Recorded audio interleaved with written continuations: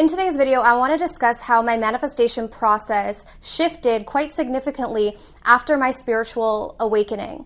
And the reason why I'm making this video is because this may be something that you yourself resonate with as you begin to wake up, as you begin to, surrender and come into your wholeness and, take part on your spiritual journey, right? Because it's not just about manifestation. That's a great, component of it, but it's not just about manifestation. And when we start to wake up, we realize that there's a deeper meaning to the reason why we're here. There's, a deeper connection to ourselves that we can create and cultivate, as well as a deeper connection that we can cultivate with the external world in our relationships. So one of the biggest shifts that I had after my awakening was I stopped being so specific. This does not mean that you can't be specific. So if you guys are interested, I do have a conscious manifestation masterclass where I go into the 7-step process that I created after my awakening. So this is not something I did before my awakening. This was a 7-step process that I created after my awakening. And this is how I radically shifted and transformed my life. And it's a very, very simple process, but it may take a little bit of time to get used to it. It's about balancing the present moment, leveraging the present moment, connecting to our heart space, and connecting to sort of the deeper reason why we want what we want, and then being able to manifest with ease, so not with stress and not with worry. But like I said, if you decide that you want to be specific, that's totally fine. But one of the shifts that I had was I felt less of a need to be specific. Now, the reason why is because every time I decided that I wanted something in the past, it was specific. It was because I was trying to fill a need that I wasn't getting myself. And so my mind became very fixated on something in the external world that I would see. So it's something that I already saw. And then it was obviously a specific thing. And then I became very fixated on I have to get this thing. But it wasn't coming from this place of I'm whole and I'm complete. It was coming from this place of I'm currently lacking and I need to get a need met. And I think that this specific thing, my ego told me that this is the only way and the only route that I'm going to be able to get my need met.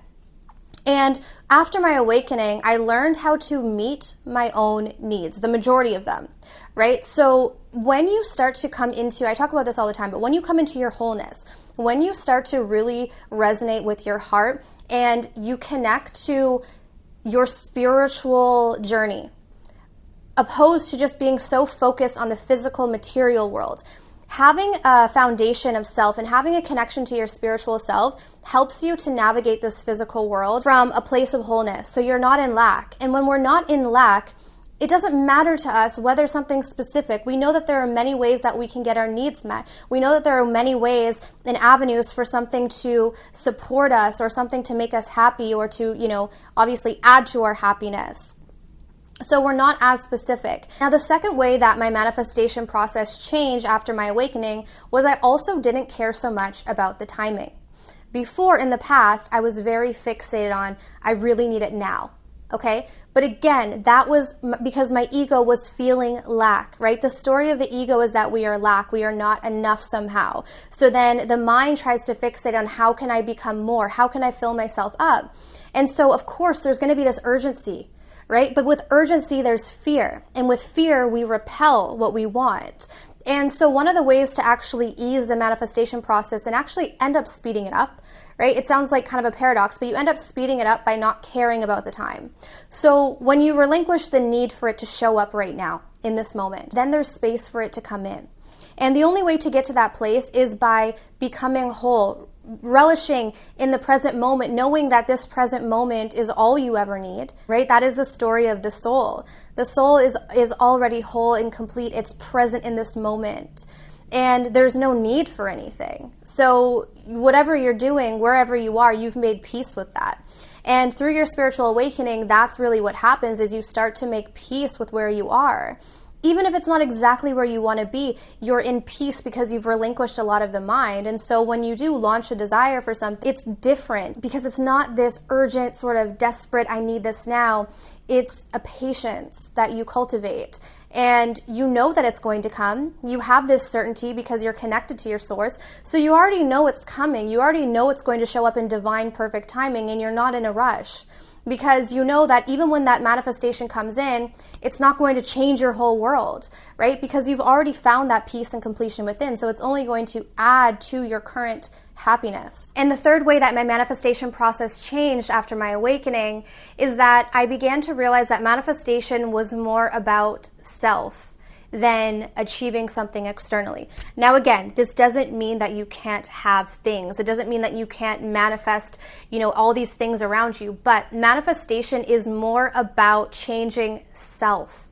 It's more about coming into alignment with self, because when you come into alignment with self, everything comes to you naturally, right? That's a huge shift that I had. Was before, manifestation was more of a forced process. It was more of okay, I'm coming from an incomplete space and now I'm really trying really hard right now to make this happen, versus coming into alignment with self and allowing things to come to you. So it feels almost very natural and very effortless. In other words, it may feel like you're in flow with the universe, and it should feel that way. So if manifestation doesn't feel that way, then you're most likely in your ego. So I know that for some of you, this may seem a little bit confusing and a little bit different than what you hear about manifestation, but this is why combining spirituality with manifestation is the key to a fulfilling life.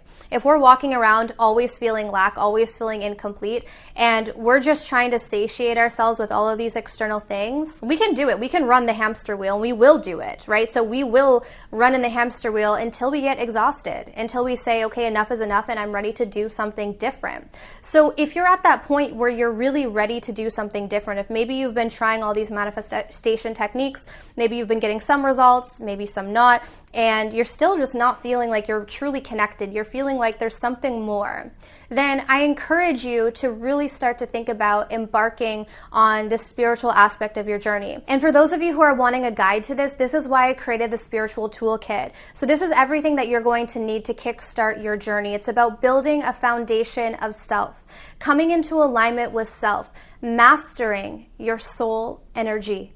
Your soul energy is a very different energy from the highs and lows that most of us experience in this physical world. And then we move on to conscious manifestation, how to manifest from a conscious place, because there's a huge difference.